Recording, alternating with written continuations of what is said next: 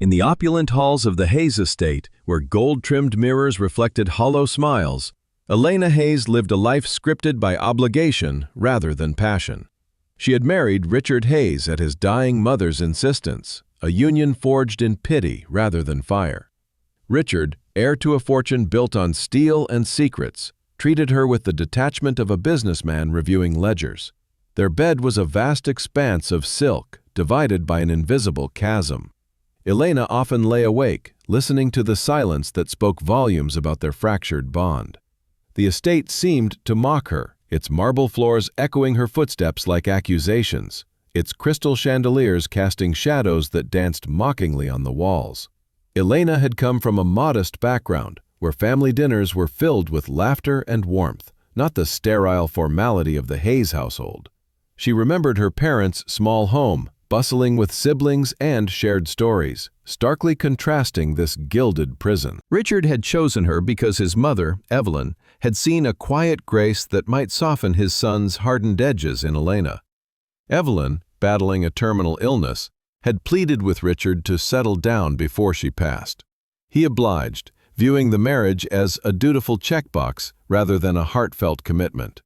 From the wedding day, Elena sensed the void. The ceremony was grand, attended by society's elite, but Richard's kiss at the altar was perfunctory, like sealing a contract. In their lavish suite, he turned away from her that night, murmuring about exhaustion from the day's events. Elena had hoped time would bridge the gap, but months turned into years of emotional isolation. Richard buried himself in work, expanding the family empire ruthlessly, while Elena wandered the empty rooms, her presence fading like a forgotten painting. The whispers started subtly, first among the staff. The cook mentioned it to the maid, who confided in the gardener. Poor Mrs. Hayes, they said, could not give the master an heir. Such a shame for a man of his stature. Elena overheard them one afternoon in the servants' quarters, the word infertile slicing through her like a blade. She froze, her heart pounding, wondering if they were right. That evening, she approached Richard in his study, surrounded by leather-bound tomes and flickering screens. "Richard, we should see a doctor about the children together." He looked up from his papers, his eyes cold as winter stone. "Why? You can consult whoever you need. The issue isn't with me. But it could be anything. Stress or... The problem is yours, Elena. My lineage is impeccable. Please do not drag me into your failures." His words stung, embedding doubt deep within her. Elena retreated to the bathroom, pressing her hands against her flat belly, whispering apologies to the children who never came. She had always dreamed of motherhood, tiny hands clutching hers, laughter filling a home. But here, in this mansion of echoes, those dreams withered. As Evelyn's health declined, she visited weekly, her frail form a reminder of time's fragility. Her eyes would drift to Elena's stomach, filled with unspoken questions. "Nothing yet?" "No, mum. Not yet." "Then it's time for tests. There might be something amiss." Elena nodded, but inside, fear coiled like a serpent. Evelyn, sensing the tension, pulled her aside one day. "Richard has always been guarded, dear. His father was the same, cold and ambitious. I hoped you'd melt that ice." "I try," Elena whispered, "but he keeps his distance." Evelyn patted her hand. "Give it time. Love can bloom in unexpected places." But time only amplified the rift. Richard began avoiding their shared bed, retreating to guest rooms under the guise of late nights. Elena, desperate, researched fertility alone, reading articles about stress-induced issues and environmental factors. She wondered if the constant pressure and lack of affection poisoned her body. One night, she found him in the library with a glass of scotch. "Richard, please, let's get tested together. It could be us, not just me." He slammed his glass down. "How dare you imply I'm flawed? The Hayes bloodline has produced leaders for generations. You're the outsider here." Tears welled in her eyes. "I'm your wife. This is in your name only since you can't fulfill your role." The cruelty escalated after Evelyn's death. The funeral was somber, with Richard standing rigid beside Elena, not once offering comfort. With his mother gone, the last buffer vanished. The staff, emboldened, no longer hushed their gossip. Elena heard Baron, which was attached to her name like a curse. Richard echoed it, his frustration boiling over during dinners alone. "How long must I wait for an heir? You were supposed to give me that. I've tried everything. Maybe if we tried? That's not enough. You've wasted my time." Elena felt her spirit crack, but a spark of defiance flickered. "The soil here may be too poisoned for anything to grow." He laughed bitterly. Excuses, always excuses. That night, Elena slept on the floor of a guest room, too heartbroken for the empty bed. She pressed her hand to her belly, murmuring, "If only love had been here, you might have come." The nursery Evelyn had decorated remained locked, a symbol of unfulfilled promises. It haunted Elena, painted in soft pastels with a carved crib and butterfly curtains. One evening, she stood outside it, hand on the knob. Richard found her there. "What are you doing?" "That room is for my children. Real ones." The words shattered her. She whispered prayers in the dark, dreaming of escape. Outside, storm clouds gathered, mirroring the turmoil within. Elena didn't know that deliverance was near, and that breaking it completely could lead to remaking. The confrontation came on a stormy evening. Richard entered the conservatory with a manila envelope. "Elena, we need to talk." "What is that?" "Divorce papers. Sign them." "You're defective, Elena. I need a woman who can give me what I deserve." Tears streamed down her face. "Where will I go?" "Not my concern. Tonight. Now." "In the rain?" "That isn't kind. That's justice for the years you stole." Her hands shook as she signed, the ink blurring with her tears. He allowed one suitcase, nothing more. As she stepped into the downpour, wind whipping her face, Elena glanced back at the blazing lights of the estate. "I hope your next wife gives you everything, and that your children see who you truly are." She walked into the darkness, her suitcase heavy and shoes ruined, but her resolve hardened with each step. The road ahead was uncertain, but she felt a glimmer of freedom for the first time. Lightning illuminated the path, and Elena pressed on, unaware that fate was about to intervene with a rescuer's headlights cutting through the night. The grandeur of the Hayes estate concealed a poisonous atmosphere that seeped into every corner like invisible fog. Elena moved through its vast rooms like a shadow, her presence tolerated but never cherished. Richards's mother, Evelyn, had been the estate's fading light, and her weekly visits were a mix of scrutiny and fragile hope. Confined to her wheelchair, Evelyn would sip tea in the sunroom, her gaze drifting inevitably to Elena's midsection, laden with unspoken expectations. "Still nothing, dear?" Elena would shake her head, forcing a smile. "Not yet, ma'am." Evelyn's eyes, sharp despite her illness, would soften momentarily. "You must see a specialist. There could be an issue preventing conception." The suggestion hung heavy, implying fault where none had been proven. Elena excused politely, retreating to a distant powder room to let tears fall in private. She pressed palms against her abdomen, wondering if her body betrayed her or if the estate's chill stifled life itself.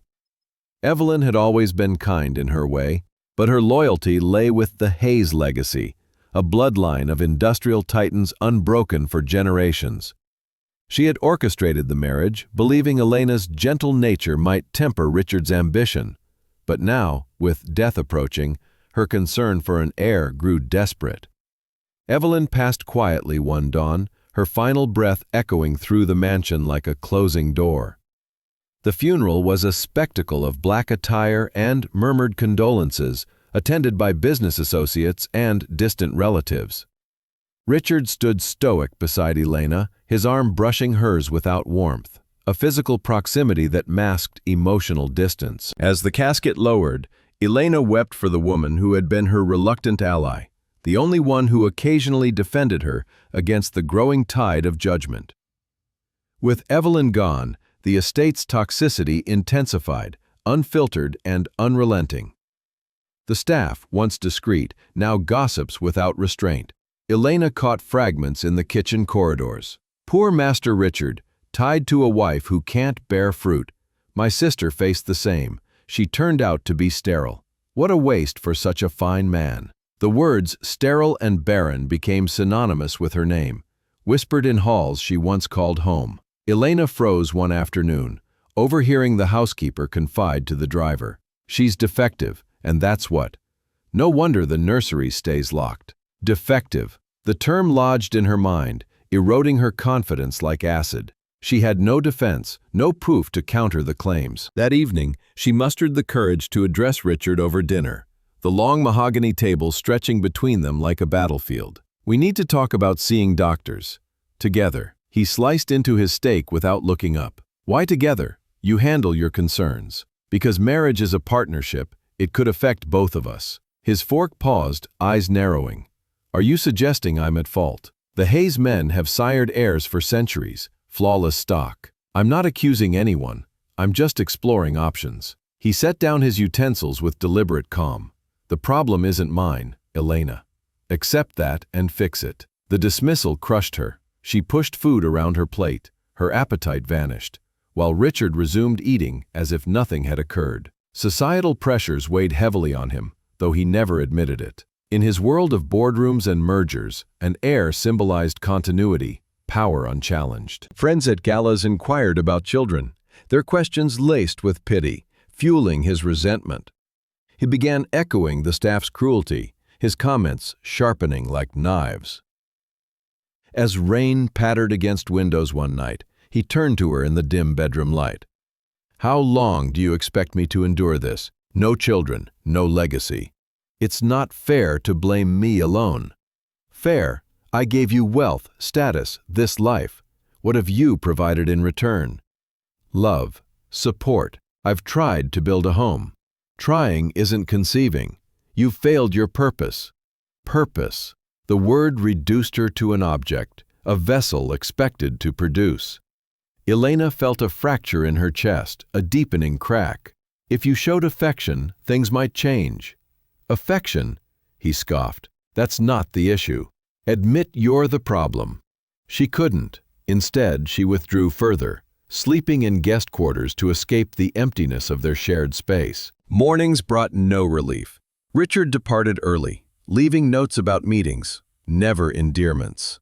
Elena researched fertility clinics discreetly, but fear paralyzed her. What if tests confirmed the whispers? What if she were broken? Unbeknownst to both, Evelyn had orchestrated a secret test years prior. During Richard's routine physical, she requested a fertility analysis, terrified of any flaw in her son. Results arrived sealed: low sperm count, poor motility, unlikely natural conception. Evelyn buried them in her safe, confiding only in a trusted cousin. The family name must remain untarnished, she insisted. Better to let Elena bear the blame than expose Richard's vulnerability. The cousin, bound by loyalty, stayed silent, allowing the deception to fester. The accusations peaked during a colleagues' gathering that Richard hosted. Laughter filled the drawing room, but Richard's face darkened when the talk turned to families. Later, alone with Elena, he unleashed pent-up fury. They asked about heirs again. "Do you know the humiliation? Being the only one without children because of a deficient wife." Deficient? That isn't kind. Truth hurts. Admit it, Elena. You're sterile. Broken. The label spoken aloud by him shattered her resolve. She stared, tears blurring his form. "You talk as if I chose this." Perhaps you did, subconsciously. To spite me. The absurdity stunned her into silence. This man who touched her rarely and never tenderly, accused her of deliberate sabotage. "You're mad." His hand gripped her arm, bruising. "Watch your tone. I own this life you live." He released her, storming off. Elena rubbed the mark, her spirit bruised deeper. That night, curled on a guest room carpet, she whispered to her empty womb, "Maybe in a place of warmth, you'd thrive." The chapter builds to an emotional crescendo when Richard, influenced by a lawyer's casual mention of divorce options, begins plotting. Elena sensed the shift, his glances colder, conversations curt. Isolation deepened. Even Clara, a distant acquaintance from her pre-marriage days, couldn't visit due to Richard's restrictions. Elena journaled her doubts, pages filled with questions. Am I truly barren, or is this house the curse? As whispers evolved into open scorn, Elena's resilience waned. She avoided mirrors, seeing only failure reflected. Yet a quiet voice urged endurance, hinting that truth would emerge. Little did she know that the literal and figurative storms were brewing, ready to sweep her toward revelation and renewal. The estate's toxic soil had poisoned her bloom, but roots of strength lingered, waiting for fertile ground. The rain fell in torrents, erasing the world beyond the Hayes estate's iron gates. Elena staggered down the winding driveway, clutching a small suitcase, her only tether to the life she had known. Richard's final words echoed in her mind, sharp as the wind that lashed her face. "Sign the papers, Elena. You're defective. Leave tonight." Her thin coat offered little protection against the storm's fury, and her shoes, already soaked, slipped on the slick pavement. The suitcase grew heavier with each step, waterlogged and dragging at her arm, but she refused to abandon it. It held remnants of her past self, a locket from her mother, a worn journal, a few modest dresses that predated her marriage. These were her anchors, proof she existed before Richard's cold empire. The estate sat miles from town, isolated by design to flaunt its grandeur. Elena hadn't considered the distance when she signed the divorce papers, her hand trembling under Richard's glare. She had thought only of escape, of breaking free from a house that suffocated her spirit. Now, alone on a desolate road, she realized the cost of that freedom. Storm clouds blotted out the moon, leaving her in near darkness. Her legs shook, the cold seeping into her bones, making her teeth chatter. Lightning cracked the sky, revealing a road stretched endlessly into the void. She stumbled forward, driven by a stubborn will to survive, though despair whispered that this was her end. Richard's cruelty had peaked that evening in the conservatory, where glass walls amplified the storm's roar. He had entered with a manila envelope, his expression devoid of mercy. "This ends now, Elena, divorce papers. Sign them." She had stared at the documents, her heart pounding. "Can't we talk? There must be another way." "There's no other way. You're empty, a failure. I need a real woman, one who can give me children." The words cut deeper than any blade. "Where will I go? That's not my problem. You have family somewhere, don't you? Return to them. Tonight. In this storm? That's inhumane. It's justice for the years you wasted. Sign, or I'll drag this out in court." Her hands shook as she scrawled her name, tears blurring the ink. He allowed her one suitcase, nothing more. "You came with nothing, you leave with nothing." The finality of his voice was an executioner's blade. Richard watched from the foyer as she packed clothes and mementos into the case, holding her coat like a jailer. "You should have considered the consequences of failing me." Elena met his gaze one last time. "I hope your next wife gives you the heirs you crave, and I hope they grow up to see you for what you are." She stepped into the storm without waiting for his reply. The wind slammed the door shut behind her, and the mansion's lights blazed defiantly against the night. Elena didn't look back, focusing on the road ahead, though rain stung her eyes and soaked her skin. Her shoes disintegrated within minutes, her feet numb from the cold. The suitcase, now a sodden burden, threatened to pull her down. She considered abandoning it, but the thought of losing those last fragments of her identity kept her gripping the handle. The road seemed endless, flanked by trees bending like mourners under the storm's weight. Thunder shook her chest, and breathing became a struggle as rain fell in sheets. Elena's mind flickered to her childhood, nights when storms meant cozy blankets and her father's stories. Here, there was only isolation. She tripped over a tree root, her ankle twisting painfully, and fell hard, the suitcase splashing into a puddle. For a moment, she lay there, rain pounding her back, too exhausted to move. She thought this was how it ends, alone, broken, and discarded like refuse. She rolled onto her back, staring into the black sky, rain pelting her face like accusations. Numbness crept through her limbs, a deceptive mercy. Her eyes fluttered closed, the world fading. A distant sound pierced the storm's roar, not thunder but something mechanical, growing louder. Elena barely registered it, her consciousness slipping. Headlights sliced through the darkness, followed by the squeal of brakes and a car door slamming. Footsteps splashed toward her. "My God, are you hurt?" A man's voice, deep and urgent, broke through her haze. Warm hands touched her face, gentle despite the rain's chill. "Can you hear me? What happened?" Elena shook her head weakly. "Not hurt, and just thrown away. I'm getting you out of this storm." Strong arms slid beneath her, lifting her effortlessly. She felt a broad chest against her cheek, smelling of wood and faint sweetness, like cedar and honey. The man carried her through the rain, his voice steady. "You're safe now, I promise." Darkness pulled her under, but for the first time that night, it felt like surrender rather than defeat. When she awoke, warmth enveloped her, and a foreign sensation startled her. She lay wrapped in soft blankets scented with lavender, on a couch in a room lit by the soft glow of a single lamp. The storm's roar was distant now. Muffled by sturdy walls, the space felt alive, cluttered with books, framed photos, and a faint aroma of fresh bread. Elena tried to sit up, but her body ached, every muscle protesting. "Easy now," a woman's voice cautioned. "Don't move too fast. You were half frozen when you came in." Elena turned to see a woman in her 50s, holding a steaming mug. Her eyes were kind, her hands work-roughened, but steady. "Who are you?"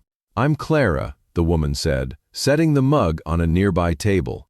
"My brother Samuel brought you here last night. You were in bad shape, caught in that storm." Memories returned in fragments. The rain, the fall, the headlights. "Samuel, he found me?" "On Route 9, Clara confirmed. "I'm a nurse, so I checked you over. No broken bones, thank God, but you were hypothermic, you needed rest." Elena glanced down, realizing she wore a soft cotton nightgown, not hers. "Your clothes were ruined," Clara added. "I dried your suitcase and put some of my things in the dresser for you." The kindness overwhelmed Elena, tears welling before she could stop them. "I'm sorry, I didn't mean to cry." Clara sat beside her, taking her hand. "Cry all you need, honey. Whatever put you on that road in a storm wasn't good. You're safe here, that's what matters." The words unlocked something in Elena, and she wept, sobs shaking her frame. Clara stayed, her presence a quiet anchor. When the tears subsided, Clara handed her a tissue. "Better?" Elena nodded, voice caught in her throat. Clara smiled. "Rest more. When you're ready, come downstairs. Samuel will want to know you're awake." Elena lay back, staring at the ceiling, feeling a flicker of hope. The storm had nearly claimed her, but a stranger's compassion had intervened. For the first time in years, she sensed the possibility of a new beginning where warmth, not judgment, awaited. Elena awoke to sunlight filtering through lace curtains, a stark contrast to the cold opulence of the Hayes estate. Samuel Grant's cottage enveloped her in warmth, its wooden walls adorned with family photos and shelves brimming with well-worn books. The air carried the scent of coffee and freshly baked bread, a reminder of home as she once knew it. Her body ached from the storm's ordeal, but the blankets cocooning her felt like a gentle embrace. Samuel's sister, Clara, had left a tray with a mug of tea and a note. "Rest up. Breakfast is ready when you are." The kindness, so freely given, stirred emotions Elena had long suppressed. She rose slowly, testing her bruised ankle, and found clean clothes in the dresser, simple but comfortable. Her suitcase, dried and neatly stored, held her meager possessions, a lifeline to her past. As she dressed, memories of Richard's cruelty flooded back, his accusations of her barrenness cutting deep. Yet here, in this unfamiliar haven, she felt a flicker of safety.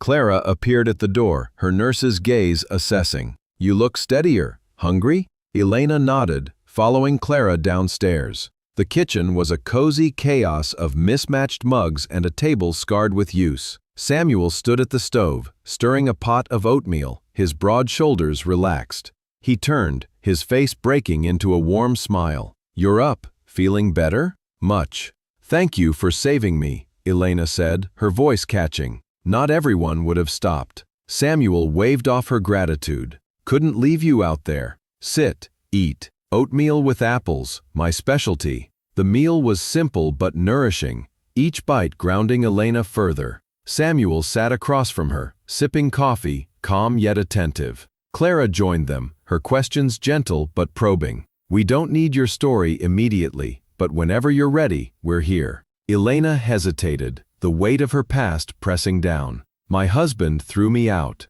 He said I was useless because I couldn't give him children." Samuel's jaw tightened, but his voice stayed soft. "What kind of man does that in a storm?" "One who never loved me," Elena admitted, staring at her plate. He called me barren, defective. Clara reached for her hand. Honey, bodies don't fail because of love or its lack. Sometimes they need the right conditions. Samuel nodded like wood. You can't force it to take shape. You work with its grain. Give it time to become what it's meant to be. The metaphor resonated, easing Elena's shame. After breakfast, Samuel invited her to see his workshop behind the cottage. The space smelled of sawdust and varnish, tools hung neatly, and a half-finished rocking chair glowed in the morning light. It's for a young couple expecting their first, Samuel explained. They wanted something sturdy like their grandparents had. It's beautiful, Elena said, running her fingers over the smooth wood. It's just potential now, Samuel replied. It takes patience to make it whole, like most things worth building. His words lingered as they returned to the house. Clara suggested Elena stay as long as needed, and though pride urged her to refuse, she had nowhere else to go. Days unfolded gently, each one a step away from the Hayes estate's toxicity. Samuel left early for his carpentry jobs, building homes for local families, but always left notes. Coffee's on, fruit's out. Take the day slow, Elena. Clara visited afternoons, bringing groceries or flowers, her fussing tempered with humor. Clara teased, "You're looking less like a drowned cat one day and handing Elena a bouquet of daisies. My brother's cooking must agree with you." Elena laughed, a sound that surprised her. "He's persistent." "He's a fixer," Clara said, her eyes sharp. "Always rescuing strays, whether cats or people. But don't think he's pitying you. He sees something real." The words planted a seed of trust. Elena began helping with small tasks, such as weeding the garden or chopping vegetables for dinner. The physical work soothed her, each pull of a weed or stir of a pot a reclamation of agency. She confided in Clara about her fears of infertility, the years of blame eroding her self-worth. Clara, practical yet empathetic, shared her own story of loss, a miscarriage that had tested her resilience. "You're not broken, Elena. Sometimes the soil just isn't right." Evenings brought quiet moments with Samuel. They sat on the porch, watching fireflies, their conversations weaving between mundane and profound. He spoke of his past, a fiancé lost to illness, teaching him to cherish small acts of kindness. "I vowed to pay it forward," he said. "Finding you was my chance." Elena felt a warmth she hadn't known since childhood. Samuel invited her back to the workshop one afternoon, handing her sandpaper. "Let me show you how to work with the grain." He guided her hands, patient as she learned to smooth rough edges. "You can't rush it, force it, and the wood fights back." "Is that your philosophy for everything?" Elena asked, half smiling. "Pretty much. Houses, furniture, people. Respect what they are. Help them become their best selves." The lesson mirrored her own healing. She began journaling again, filling pages with reflections on her marriage, recognizing Richard's coldness as a reflection of his insecurities, not her failings. Flashbacks to his accusations triggered anxiety, but Samuel and Clara noticed, offering space to breathe or a distraction through shared tasks. One night, as they washed dishes together, Elena admitted, "I thought I was barren. What if he was right?" Samuel dried his hands, meeting her gaze. "You were in a place that stifled life. Here, you might find you bloom differently." His words sparked hope, but also fear. Elena wrestled with trust, her heart scarred from betrayal. Yet Samuel's consistency, his lack of demands, began to dismantle her defenses. One evening, as they sat by the fireplace, he shared a story of building a community center, how each beam needed care to stand firm. "You're like that, Elena. Strong, but you've been under pressure. Give yourself time." She nodded, tears pricking her eyes. For the first time she felt seen, not as a failure, but as a person with potential. The cottage became a sanctuary, its rhythms of daily life knitting her back together. She helped Clara bake bread and knead a meditation. She tended Samuel's garden, coaxing seedlings from the soil, seeing parallels to her rebirth. Neighbors dropped by with casseroles, their warmth starkly contrasted to the Hayes estate's isolation. As weeks passed, Elena noticed a shift. Her laughter came easier, her shoulders less tense. Samuel caught her eye during a shared joke, and she felt a flutter. She was not in love yet, but it was possible. With its creaking floors and overflowing bookshelves, the cottage was no mansion, but was alive with care. Elena began to believe she could rebuild, that the woman Richard discarded was not gone, but waiting to bloom in fertile soil. The storm's scars lingered, but she sensed a new chapter dawning in this haven of kindness. Elena stood on the porch of Samuel Grant's cottage, the late summer breeze carrying the scent of blooming lavender. The world felt softer here, far from the Hayes estate's sterile grandeur. Days had woven into weeks, each one stitching her spirit back together. Samuel left early for his carpentry work, building homes for families in town, but his presence lingered in small gestures. A bowl of peaches on the counter, a note scrawled on a scrap of wood. "Good morning, Elena. Coffee's ready. Try the book by the window, it's a good one. Clara's coming by later. Be patient with her fussing." The simplicity of his care, so unlike Richard's calculated indifference, grounded her in ways she hadn't thought possible. The cottage buzzed with life, its walls absorbing laughter and the clatter of dishes. Elena had begun to find her place, helping Clara with chores or tending the garden where tomatoes ripened under her care. The community embraced her, and neighbors dropped off homemade jams or invited her to book clubs. Their warmth contrasted sharply with the Hayes staff's whispered judgments. And Elena felt her old self, the girl who laughed freely at family dinners, stirring awake. Yet shadows of her past lingered. Nightly she journaled, pouring out memories of Richard's cruelty, his accusations of barrenness that had hollowed her. Anxiety crept in, tightening her chest, but Clara noticed, offering tea and quiet talks to ease the panic. Samuel was steady, never pushing for more than Elena could give. Their evenings on the porch grew longer, conversations weaving from his work to her childhood dreams of teaching. One night, under a sky streaked with pink, he shared a story of loss, a sister who died young, shaping his resolve to build spaces where families could thrive. "I build homes for memories," he said, "places where kids can grow, where love lives." "That's beautiful," Elena replied, her voice soft. "You make it sound like poetry." "It is just made of wood and nails." He paused, his eyes meeting hers. "You're building something too, Elena. A new life, piece by piece." The words struck deep, and she felt a warmth she hadn't known since before Richard. Her trust, battered by years of neglect, began to mend. Samuel taught her woodworking in his workshop, guiding her hands to sand oak planks, showing her how patience revealed beauty beneath roughness. "You can't force the grain," he said. "You work with it. Let it show you what it wants to be." "Is that how you see people too?" she asked, half teasing. "Mostly. Everyone's got their own grain. You need to respect it." His philosophy mirrored his actions, offering her space to heal without demands. Elena's confidence grew, reflected in small acts, sewing curtains for the cottage, baking bread with Clara, laughing at neighbors' stories.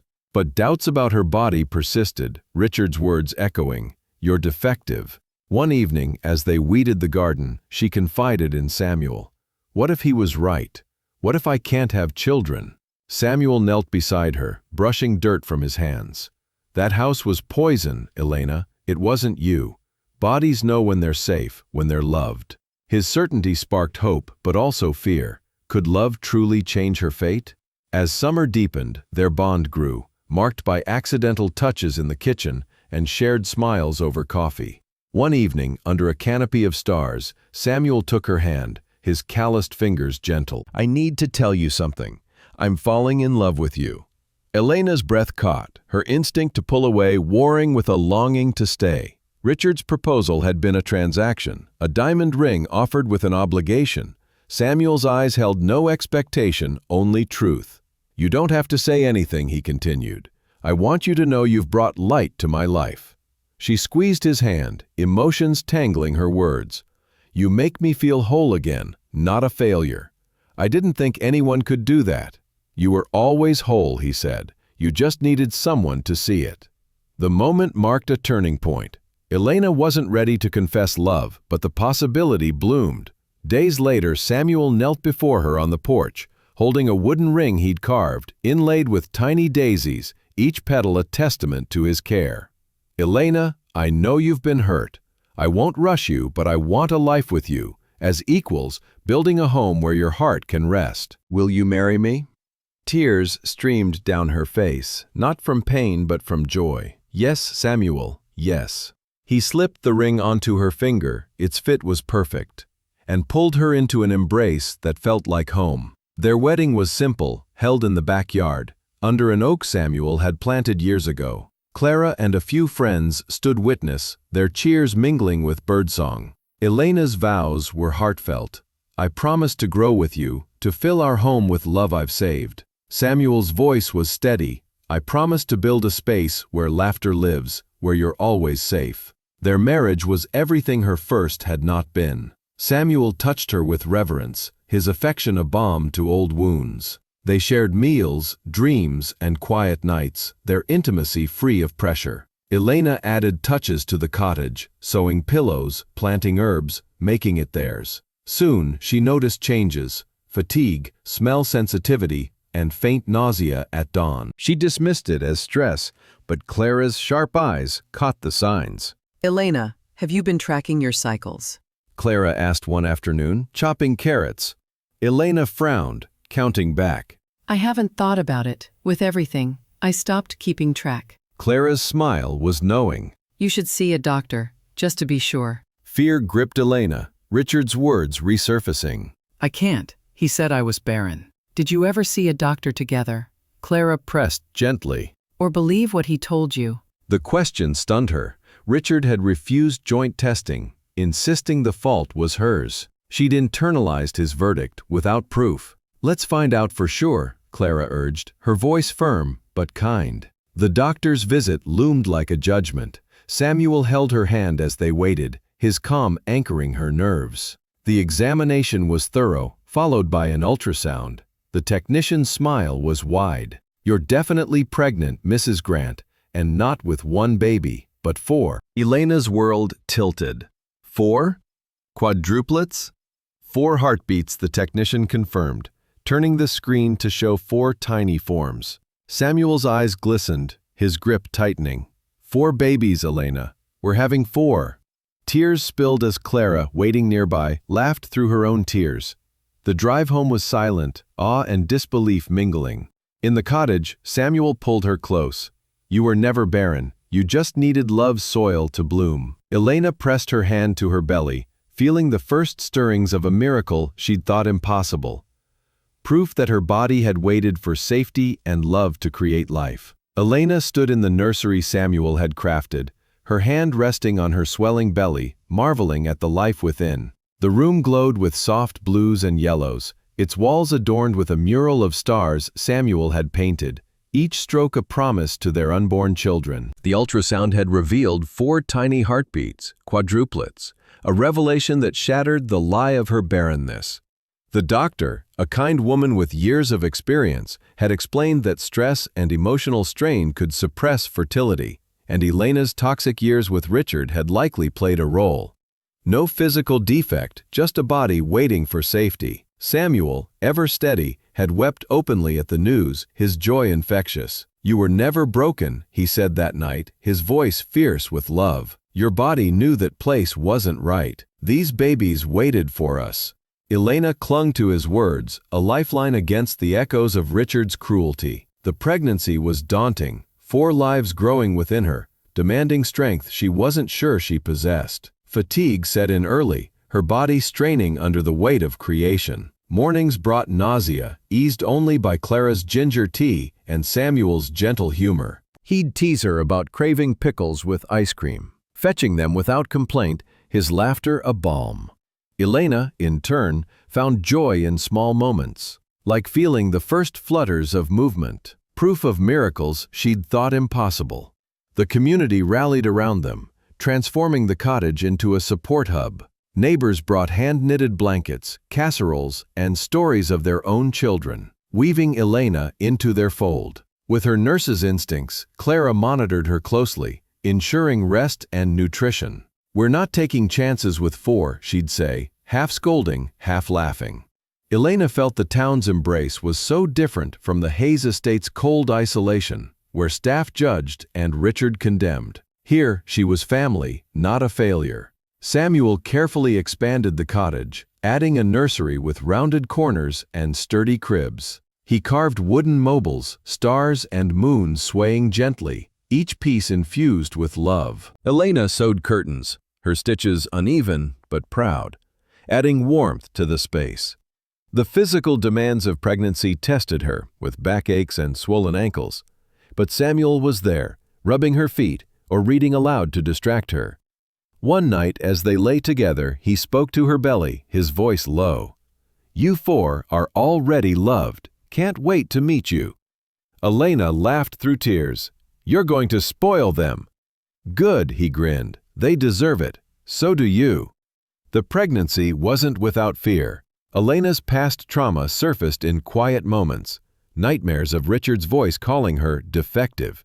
She confided in Clara during a garden walk, the scent of rosemary grounding her.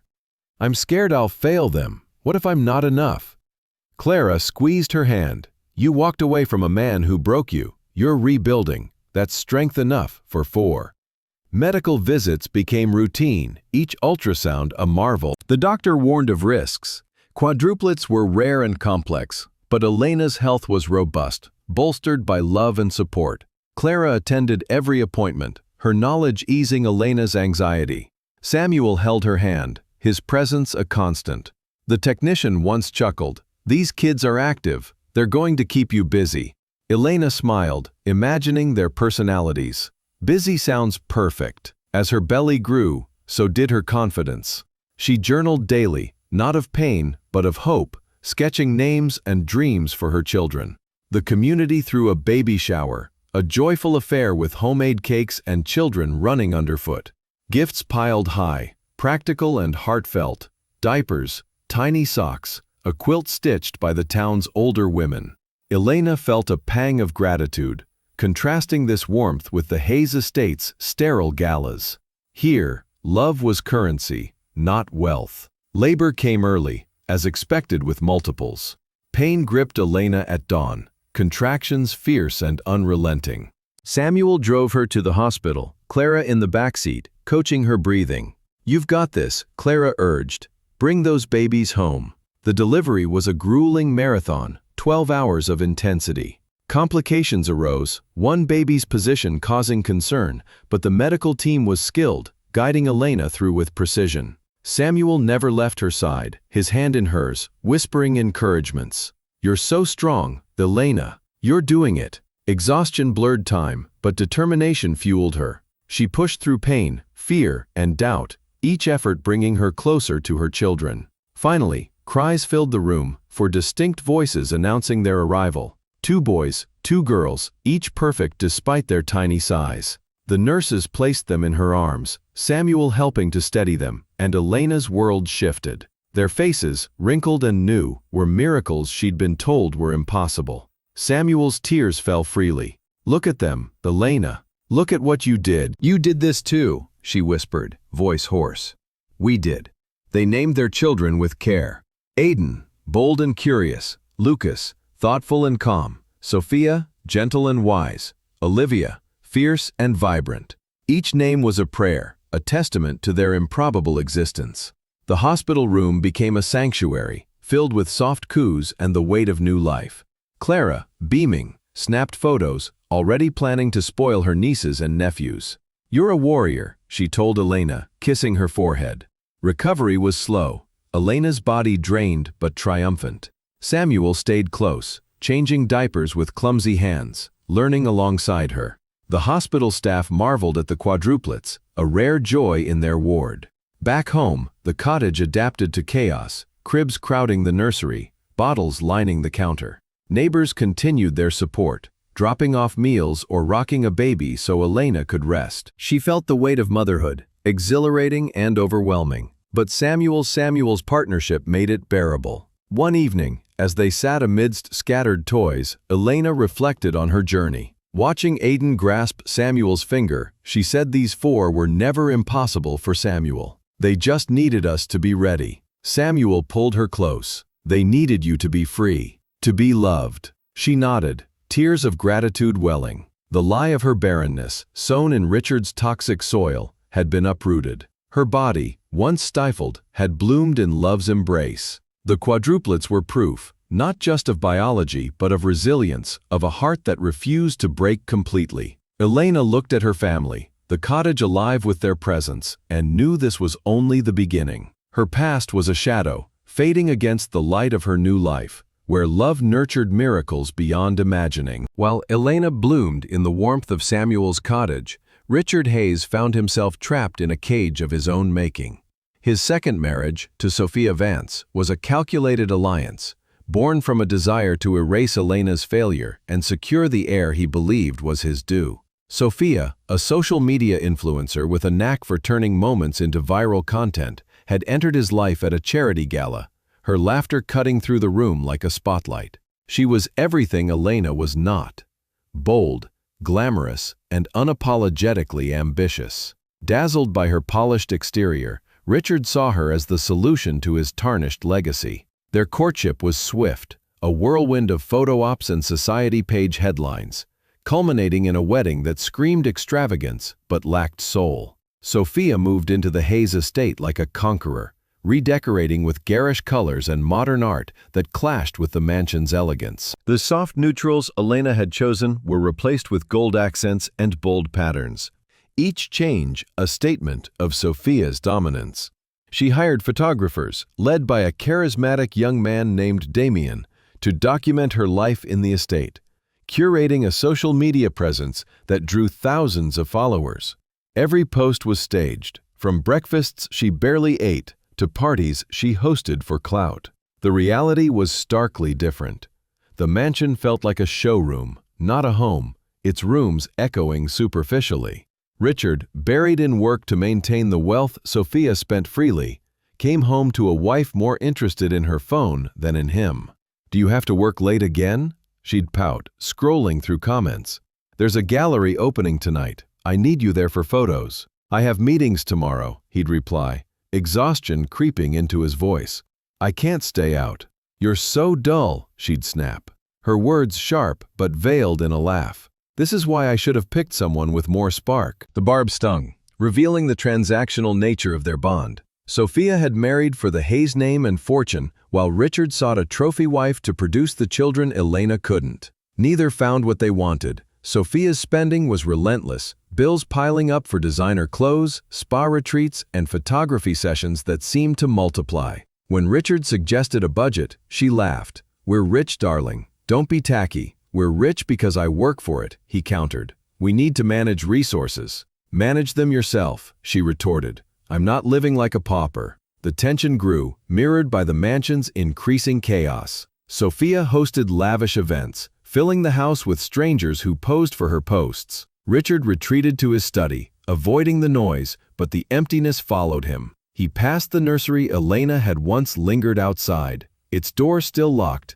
and felt a pang he couldn't name. His mother's ghost haunted him, her final words warning against trading substance for shine. He had dismissed her then, but now doubt crept in. Sophia's pregnancy announcement came not to him but to her followers, a staged post with pastel balloons and the caption dripping with emojis. Richard saw it on his phone during a meeting, his stomach twisting. He said, "You didn't tell me that evening," finding her editing photos in their bedroom. "I did, just not first," she said unbothered. "My audience was waiting." "Does your audience matter more than me?" "Don't be dramatic. You know now. What's the difference?" The difference was everything, but Sophia didn't care. The announcement fueled her social media empire, with likes and comments pouring in. She began planning a baby shower and hiring an event planner, a top-tier caterer, and Damien for exclusive photos.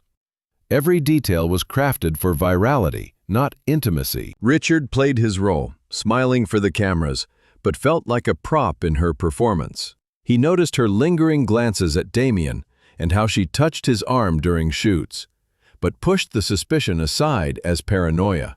The topic of children had always been fraught.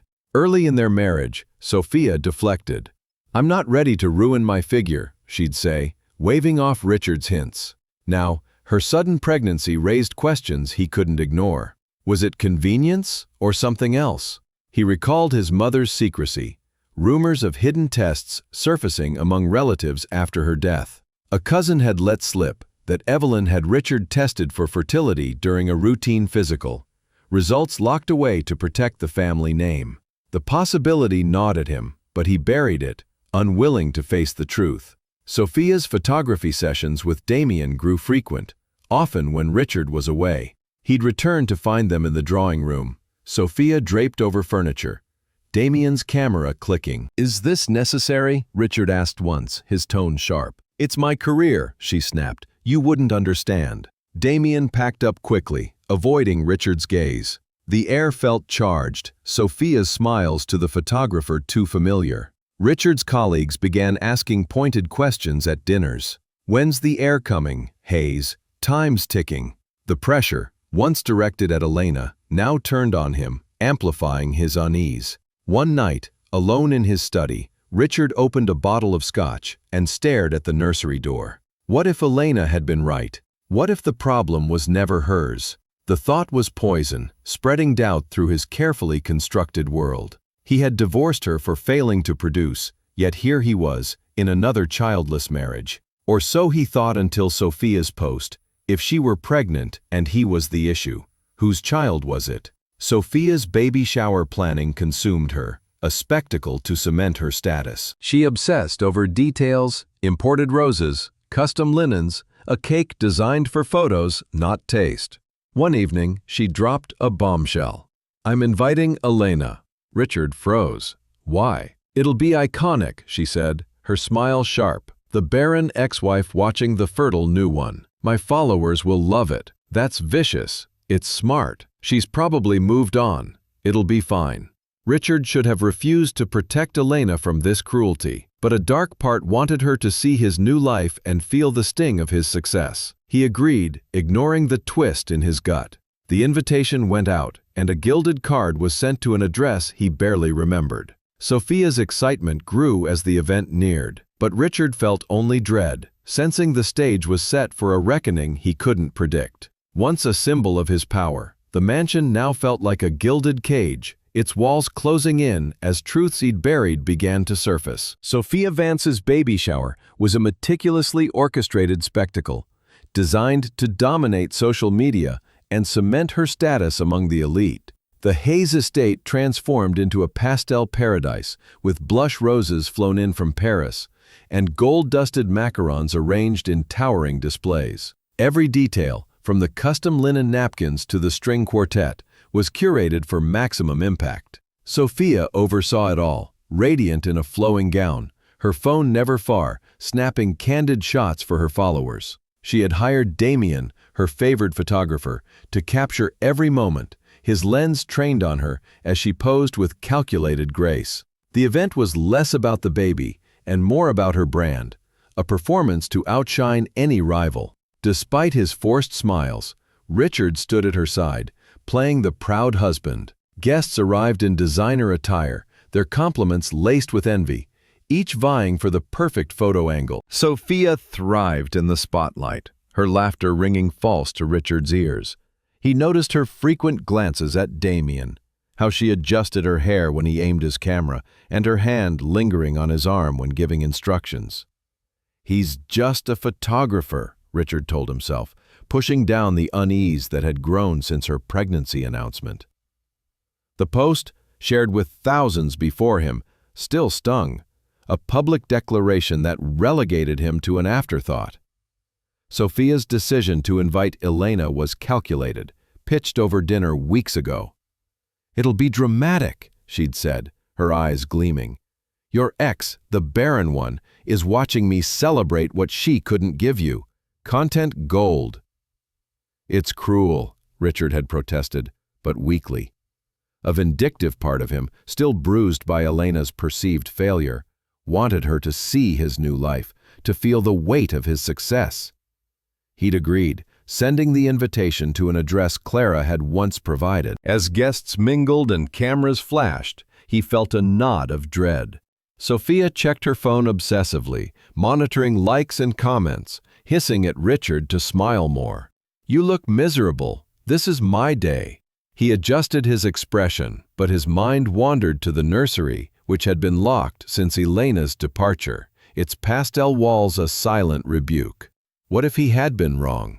The thought, once fleeting, now gnawed relentlessly, fueled by whispers of his mother's hidden fertility tests. The room hushed as Elena entered, and Richard's breath caught. She was unrecognizable from the hollow-eyed woman he'd cast out. Her skin glowed, her posture confident, and at her side were 4 children, each clutching her hand, their curious eyes scanning the opulent room. Behind her stood a tall man with kind eyes and calloused hands, unmistakably her husband, Samuel Grant, Richard realized, the carpenter who'd given her what he never could. The children, quadruplets, were a living contradiction to the label he'd pinned on her, barren. The math was staggering. 4 healthy lives born soon after their divorce, a timeline that screamed his error. Sophia's smile faltered, her triumph upstaged. "Elena, how lovely," she said, her voice syrupy but strained. "And you brought guests." "These are my children," Elena replied, her tone steady. "Aiden, Lucas, Sophia, Olivia. And this is my husband, Samuel." "How remarkable," Sophia managed, her eyes darting to the whispering guests. 4 children. I didn't know you'd remarried." The room buzzed, conversations shifting from Sophia's glow to Elena's miracle. Guests approached Elena, charmed by the children's politeness, their laughter contrasting with the event's polished veneer. Samuel's hand rested lightly on Elena's back, a gesture of quiet support that Richard envied. He stared, unable to reconcile this radiant woman with the one he'd dismissed. If she could bear 4 children, the problem had never been hers. The implication struck like lightning. He was the flaw. Sophia gripped his arm, her nails digging in. "Stop staring," she hissed. "You're embarrassing me." "How is this possible?" he murmured, dazed. "She moved on and had kids." "It's not a miracle. Get over it." But it was a miracle, or worse, proof of his failure. The children's ages suggested Elena conceived soon after leaving him, with a man who offered love where Richard gave only scorn. His mother's secrecy, the hidden tests, loomed larger. Had she known he was infertile and let him blame Elena to protect the family name? The thought was poison, unraveling his worldview. The shower continued in a blur. Sophia cut the cake, posing with calculated charm, but the spotlight had shifted. Guests fawned over Elena's family. Their joy was authentic and not staged.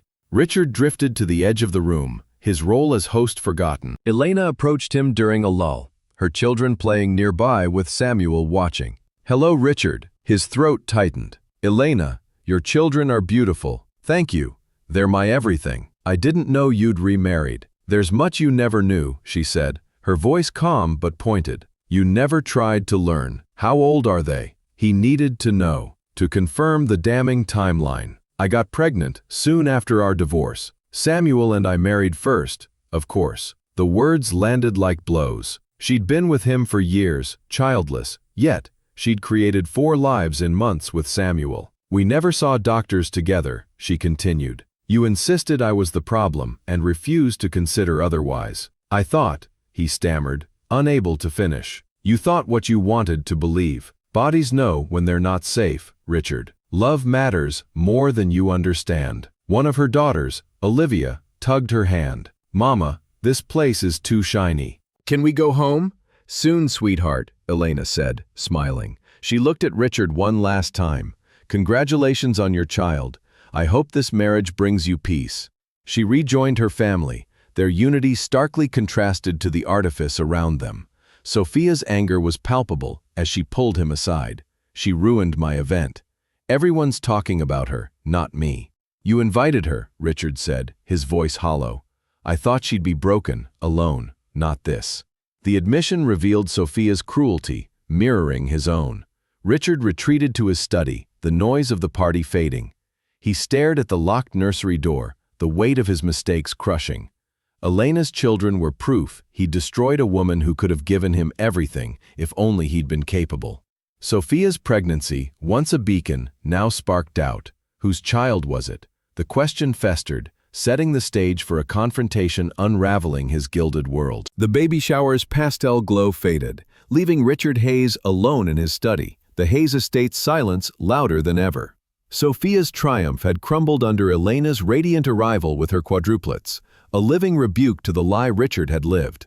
The guests had departed, whispering about the first wife's miracle, their words slicing through his carefully constructed world. Sophia retreated upstairs, furiously editing photos to salvage her social media narrative, but Richard's mind was elsewhere, fixated on a truth he could no longer ignore. The nursery door, locked since Elena's exile, loomed in his thoughts, symbolizing his failure. He poured a scotch, the burn doing little to dull the growing dread. Elena's children, Aiden, Lucas, Sophia, and Olivia, were undeniable proof she was never barren. The timeline haunted him. Her pregnancy followed so soon after their divorce, conceived in the warmth of Samuel's love. Richard's certainty in his flawless lineage, reinforced by his mother Evelyn's insistence, now felt like a house of cards. Whispers of her secrecy had surfaced at the funeral, a cousin's vague mention of hidden tests. Richard had dismissed it then, but Elena's 4 children demanded answers. Had he been the broken one all along?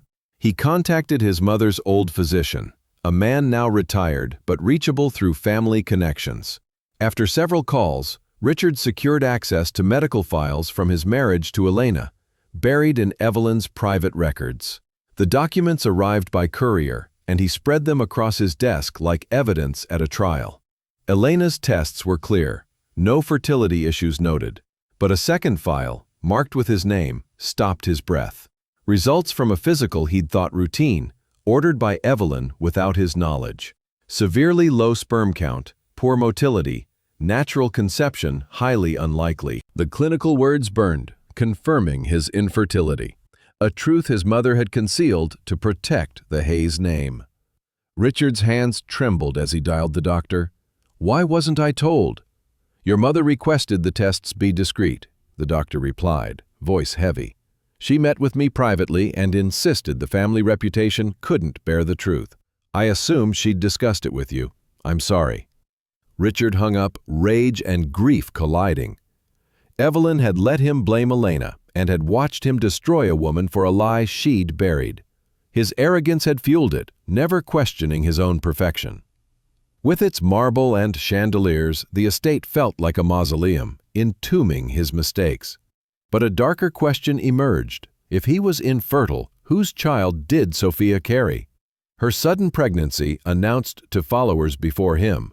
Her closeness with Damien, the photographer, took on sinister weight. He climbed the stairs, finding Sophia in bed, scrolling through her phone. "The shower was a disaster," she muttered. "Your ex stole my spotlight." "We need to talk," Richard said, his voice low. "When did you get pregnant?" She glanced up, annoyed. "Why does it matter? Sometime this spring. The weekend I was in Chicago." Her eyes flickered, a flash of guilt. "Maybe. I wasn't tracking." "Were you with Damien that weekend?" She closed her laptop, indignant. "He came for a shoot. So what? Is that baby mine?" The question hung like a guillotine. Sophia's face cycled through shock, anger, and denial. "How dare you? I'm your wife. Of course it's yours." "I'm infertile," Richard said, holding up the medical file. "My mother hid it, but the tests don't lie. I couldn't father children with Elena, and I can't with you. So whose is it?" Sophia paled, standing to wrap her robe tighter. "You're insane. This is because of Elena. She's showing up with those kids. Please answer me. Is it Damien's?" "I won't be interrogated in my own home," she snapped, moving toward the door. "It's my home," Richard said, his voice dangerously calm. "And if that child isn't mine, you leave with nothing. The prenup is clear about infidelity." Sophia's defiance cracked, her eyes calculating. "Fine. You want a divorce? I'll give you one. Not until we confirm paternity. I won't be played for a fool." She grabbed her phone and stormed to the guest wing, her voice echoing as she made calls, likely to Damien. Richard sank into a chair, the file still in hand. His second marriage was unraveling, just as the first had, but he couldn't blame his wife this time. He was the common thread, the architect of his own ruin. Elena's words at the shower replayed, "Bodies know when they're unsafe. Love matters more than you understand." He had offered neither, only demands and scorn. The next morning, Richard hired an investigator, driven by a need for truth.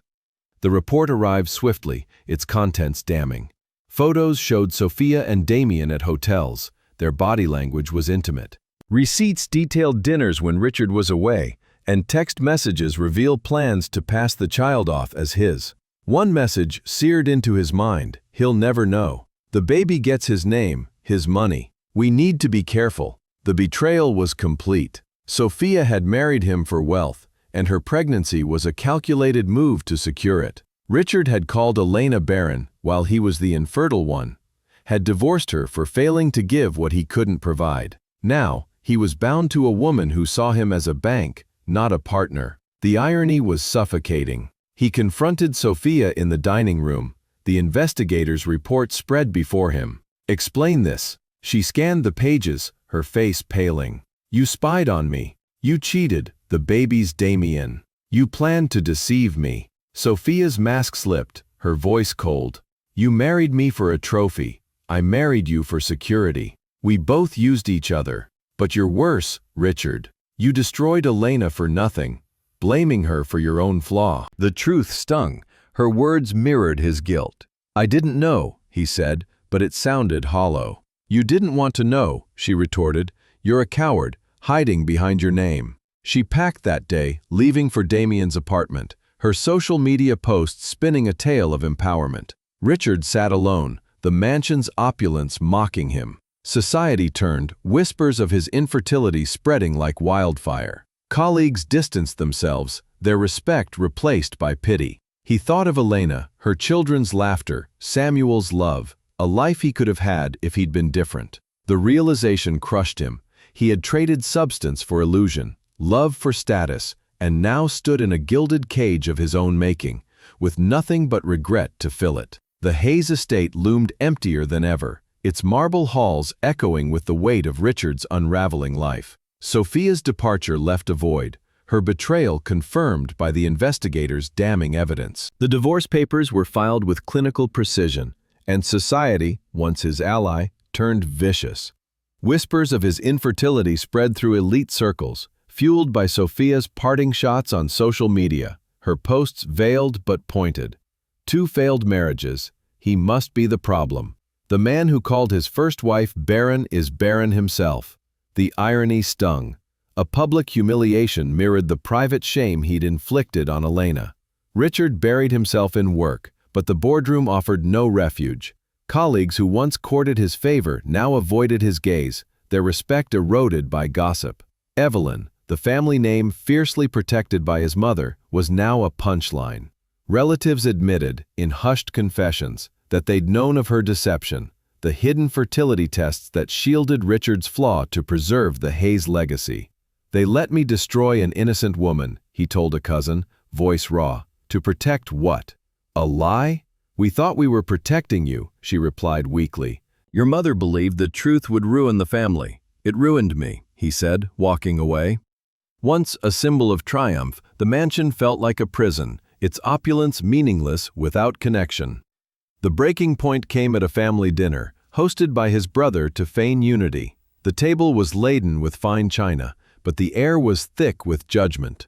A cousin, emboldened by wine, remarked, "It's unfortunate, Richard, but you brought this on yourself." Richard clenched his jaw, letting it pass. Then his uncle added, "Elena was always kind. Such a shame you treated her so poorly." The final blow came from his brother's wife. At least Elena found happiness with that carpenter and their 4 children. Something snapped. "Those children should have been mine," Richard said, voice rising. "She was capable, always was. I'm the infertile one. My mother knew, hid it, let me blame her. You all knew or suspected and said nothing." The table fell silent. His brother tried to intervene. "Richard, let's talk privately. Number, You all stood by while I destroyed her, protecting a name that means nothing now. That's not loyalty, it's betrayal. He stormed out, the weight of his words lingering. Driving aimlessly, Richard found himself on Samuel's street, drawn to the modest cottage he'd looked up after the baby shower. He parked, watching through the windows as Elena moved through the kitchen, Samuel beside her, their 4 children chattering over dinner. The scene was alive with warmth, laughter spilling into the night, starkly contrasting his mansion's sterile quiet. This was the life he'd thrown away, trading love for pride. A knock on his car window startled him. Samuel stood there, expression neutral. "You shouldn't be here." "I know," Richard said, rolling down the window. "I'm sorry. I just needed to see. Since you're here, come inside. Elena saw you. She wants to talk." Richard hesitated, feeling like a condemned man, but followed. The cottage was everything his estate was not. Small, cluttered, vibrant with life. Photos lined the walls, toys scattered underfoot. Elena met him at the door, her presence calm but resolute. "Hello, Richard." "I shouldn't have come," he said, voice low. "I'm sorry." "It's fine. Come in. The children are eating, but we can talk in the living room." She led him to a cozy space with handcrafted furniture, contrasting his mansion's cold luxury. Through the doorway, Richard saw the quadruplets at the kitchen table, Aidan telling a story, Samuel laughing. Elena sat, her gaze steady. "I heard about Sophia. I'm sorry." "Why apologize? She used me. I deserved it." "No one deserves betrayal," she said, her kindness cutting deeper than anger. "Not even you." Richard swallowed hard. "I was wrong about everything. You weren't barren. I was. My mother hid the tests. I destroyed our marriage over a lie." "I know," Elena said. "Clara has connections in the medical community." She heard after the shower. "And you're not angry?" "I was for a long time. But anger's heavy, Richard. I have 4 children who need me to be present, not bitter. I let it go." "How?" "I called you barren, threw you out in a storm and blamed you for my failure. You live with that. I don't have to carry it anymore."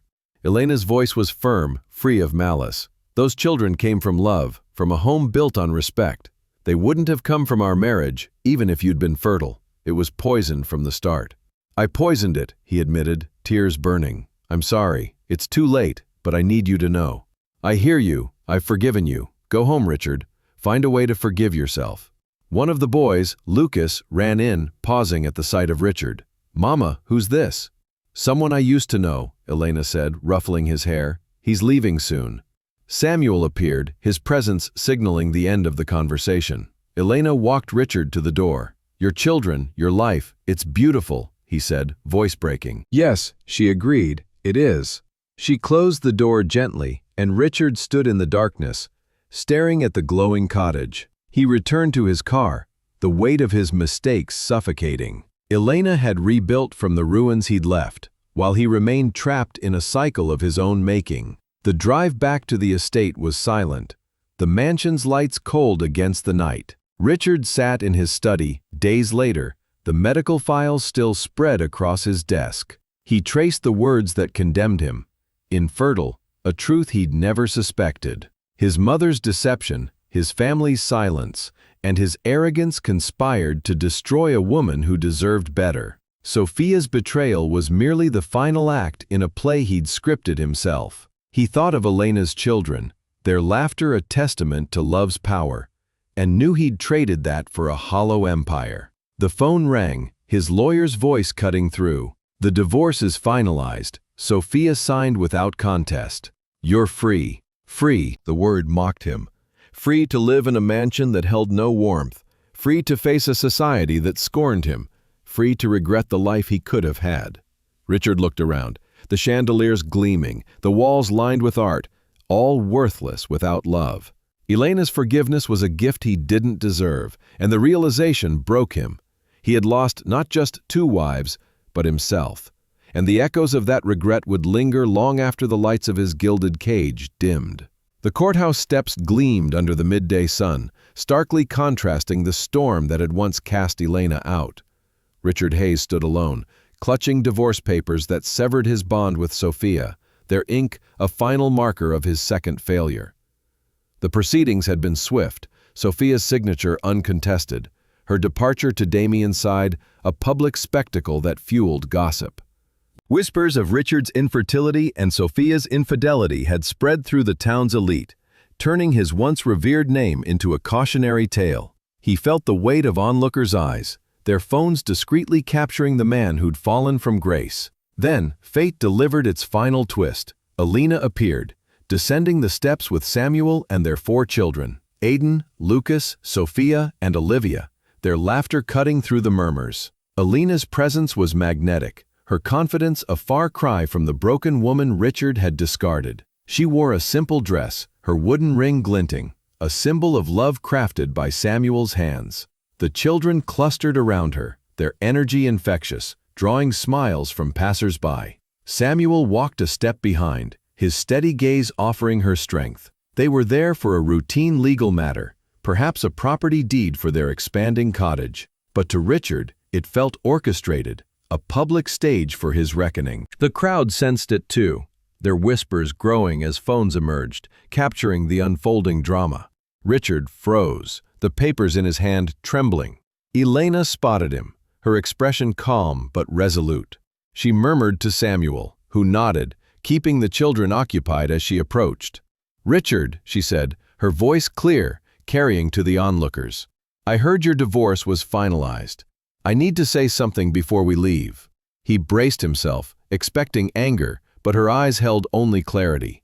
"You called me barren," she began, her words measured but piercing. "You threw me out, believing I was empty, incapable of giving you what you demanded. You built a life on that lie, tearing ours apart because you couldn't face your flaws." The crowd hushed, every ear straining. Richard's throat tightened, shame rooting him to the spot. Elena gestured to her children, who played nearby, oblivious to the tension. "Look at what I built from the ruins you left." These 4 souls, Aiden, Lucas, Sophia, and Olivia, came from love, from a partnership rooted in respect.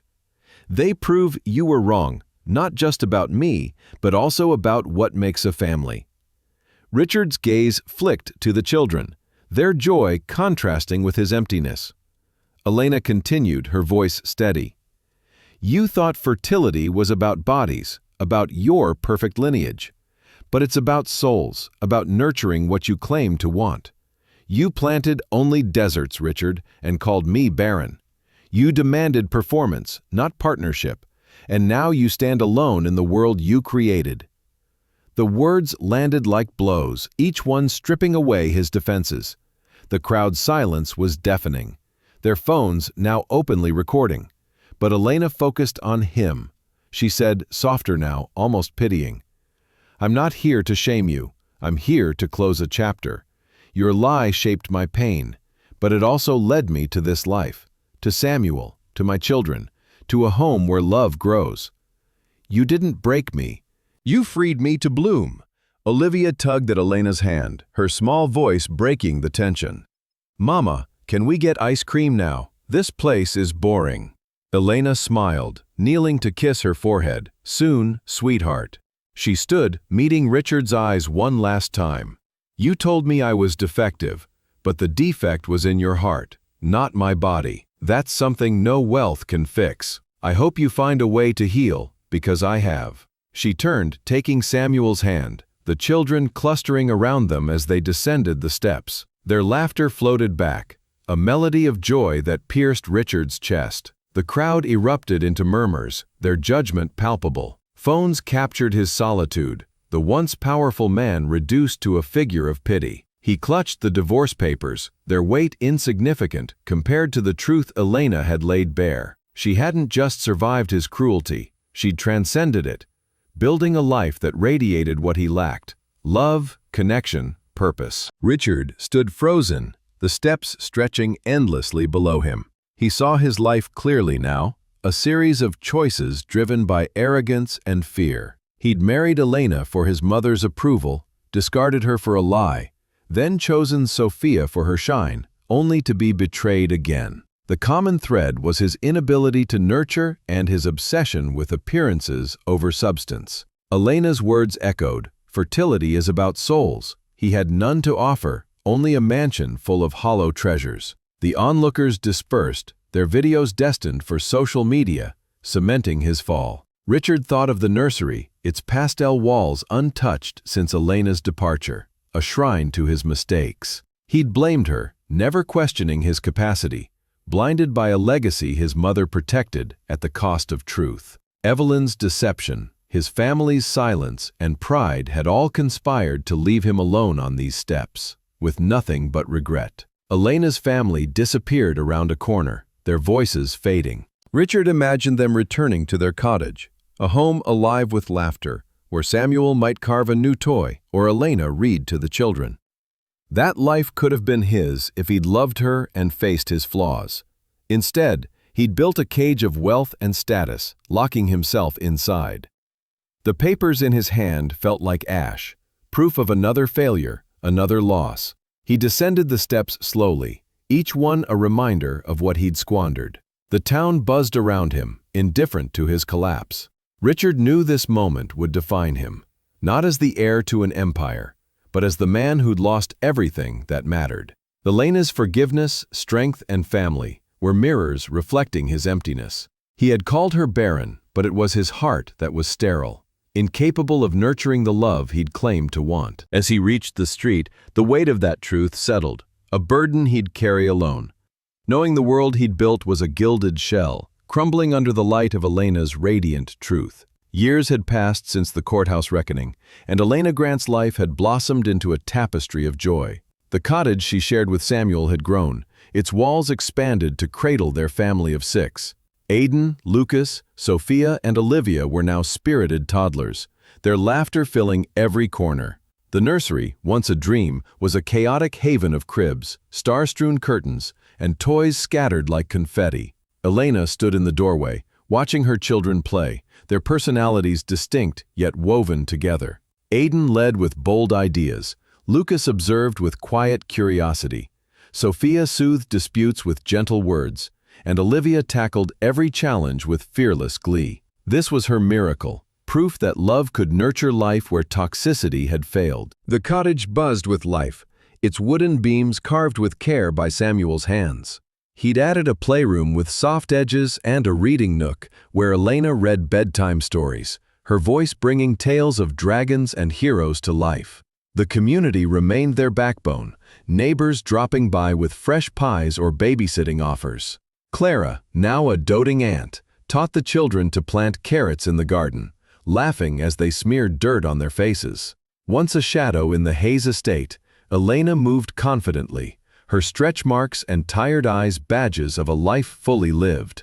She'd started teaching part-time at the local school, sharing her love of stories, her past pain fueling her empathy for others. Samuel's carpentry business thrived, his homes dotting the town, each a testament to his belief in building for memories. He'd crafted a low, sturdy swing set for the backyard, where the children squealed as they soared. Evenings found him and Elena on the porch, sipping tea, watching sunsets paint the sky in hues of hope. Their marriage was a partnership, equal and grounded, navigating the chaos of quadruplets with humor. When Olivia dumped flour on the kitchen floor, declaring it snow, Samuel swept her up, laughing, while Elena salvaged the mess for pancakes. These moments, messy and real, were the heart of their home. Across town, Richard Hayes had begun a slow, painful transformation. The courthouse confrontation with Elena had stripped him bare, exposing the emptiness of his pride. He sold the Hayes estate, its marble halls too heavy with regret, and moved to a modest apartment. Therapy became his lifeline, sessions unraveling the arrogance rooted in his mother's expectations and a childhood devoid of warmth. He learned to name his flaws, to grieve the man he'd been. Seeking redemption, he founded a charity for infertility support, funding treatments and counseling, driven by guilt over Elena's suffering. He spoke at events, sharing his story anonymously, urging couples to test together, to reject blame. It wasn't atonement, but it was purpose. The children grew, their milestones a whirlwind. They crawled, stood, and walked in a flurry, encouraging others. Elena marveled at their bond, how Sophia's giggle calmed Lucas's frown, how Aiden's daring inspired Olivia's adventures. She journaled their antics, like the time they turned Samuel's workshop into a fort, sawdust in their hair. Motherhood was exhausting. Finances were tight despite Samuel's extra projects, but Elena stretched their budget with creativity, sewing clothes and crafting toys from scraps. Their wealth was in love, in the community that celebrated their birthdays with homemade cakes and chaotic games. One spring, a charity gala brought an unexpected reunion. Richard, now a speaker for his foundation, stood at the podium, his voice steady as he shared lessons of humility. Elena and Samuel attended, and their presence provided quiet support for the cause.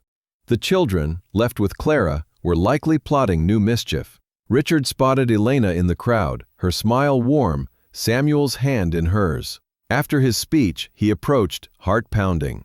"Elena, Samuel, thank you for coming. We're proud of your work," Elena said, her sincerity disarming. "It's helping people. I owe it to you," he admitted. "I was wrong about everything. I'm trying to be better." She nodded, no trace of bitterness. "Keep going, Richard. Healing takes time, but it's possible." Samuel shook his hand, a gesture of peace.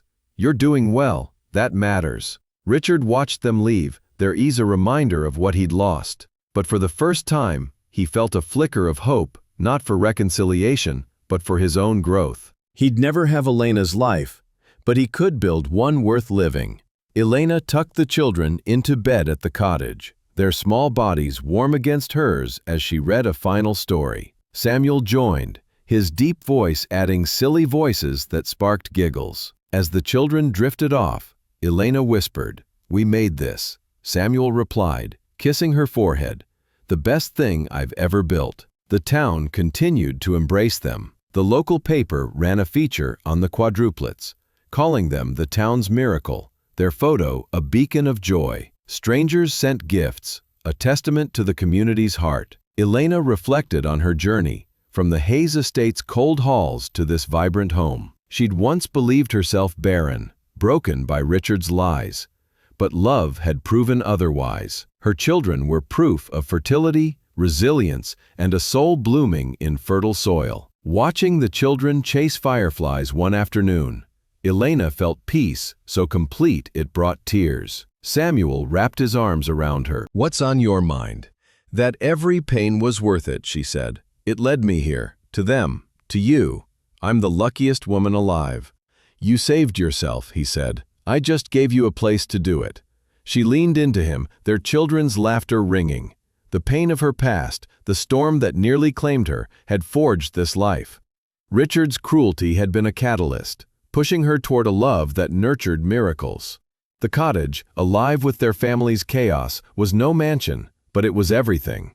Elena touched the wooden ring on her finger, and its carved daisies reminded her of growth.